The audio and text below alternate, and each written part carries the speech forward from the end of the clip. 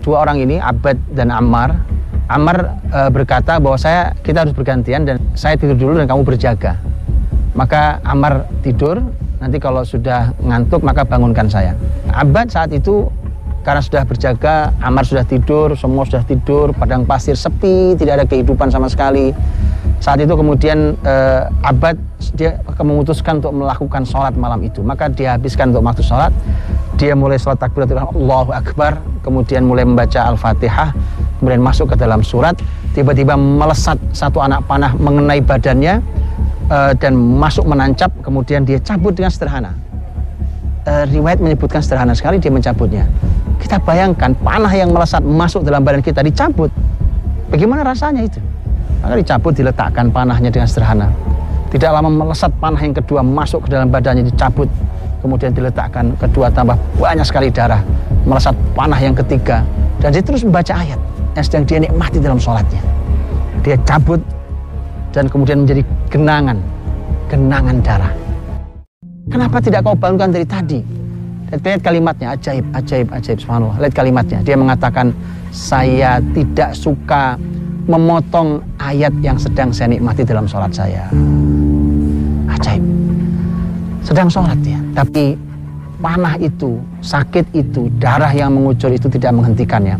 Maka dihentikan ketika sudah sangat berbahaya, maka dia menghentikannya. Dan setelah itulah kemudian dia menyelesaikan sholatnya dan kemudian dia bangunkan Ammar sebagai pengganti untuk dia dirawat. Ini bagaimana para sahabat itu, karena satu saja alasannya, dia tidak mau mengganggu bacaan sholatnya, dia tidak mau menghentikan kenikmatan dia bersama ayat yang sedang khusyuk dibaca dalam sholatnya. Hal pula yang sama yang dilakukan oleh seorang Abdullah bin Zubair, sang pemimpin besar di dalam sejarah Islam, ketika sedang sholat di depan Ka'bah. Dan kita tahu Abdullah bin Zubair dikenal orang yang ajaib dalam sholatnya, karena kalau dia sholat sedang khusyuk sholat maka saking berdiam sekali, diam, tidak bergerak sama sekali, nggak banyak bergerak. Karena para ulama mengatakan idza khasha'a qalbuk khasha'at jawarihuk. Kalau hatimu khusyuk, pasti fisikmu juga khusyuk. Pasti juga khusyuk. Artinya kalau dia tenang hatimu, maka fisikmu juga pasti akan tenang.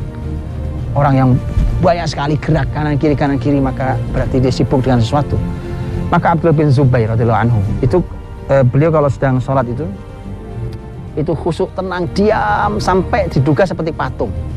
Karenanya suka hinggap merpati, burung suka hinggap di kepalanya, di pundak, saking khusyuknya, dan seperti patung dia tidak bergerak sama sekali.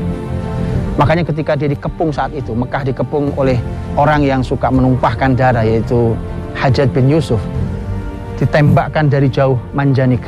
Manjanik tentu senjata yang paling bahaya saat itu, karena dilempar dari jauh, dilontar dari jauh, dan itu melewati Abdullah bin Zubair yang sedang sholat, bahkan mengenai sebagian atau ujung pakaiannya, kemudian menghantam Ka'bah, dan Ka'bah itu retak gara-gara hantaman itu. Dia tetap sholat, dia nikmati sholatnya. Sudah sebahaya itu. Maka begitulah, karena kenikmatan mereka yang tidak tergantikan. Kalau kita belum merasakan itu, maka memang nampaknya kita masih perlu berdoa pada Allah agar diberikan kekhusyuan. Seseorang bukan berarti dia tidak bisa tidak mendengar sekeliling kanan kiri, bukan. Buktinya adalah Rasul kita Shallallahu Alaihi Wasallam, ketika beliau adalah manusia paling khusyuk. Hadis menyebutkan bahwa Nabi meringankan sholatnya karena mendengar tangis bayi yang sedang menangis. Artinya Nabi mendengar tangis bayi. Tapi kekhusyuan itu adalah ketika ketundukan jiwanya, kemudian di dalam sholatnya dia sholat semampu yang dia bisa lakukan untuk tunduk hatinya pada Allah Subhanahu wa Ta'ala.